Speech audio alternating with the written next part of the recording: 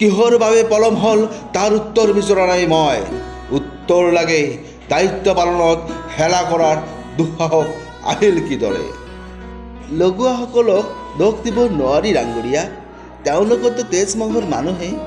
তেওঁলোকতো চেষ্টা কৰিছে ঘৰখন নিৰ্মাণ কৰিবলৈ, কিন্তু দুৱাৰ দলিত বেগ জাতিৰ কাল শত্ৰু আৰু ইয়াত আপুনি আৰু আপোনাৰ বনুৱাসকলৰ অৱহেলাই কি বিপদ আনিব আপুনি কমিব পাৰিছে?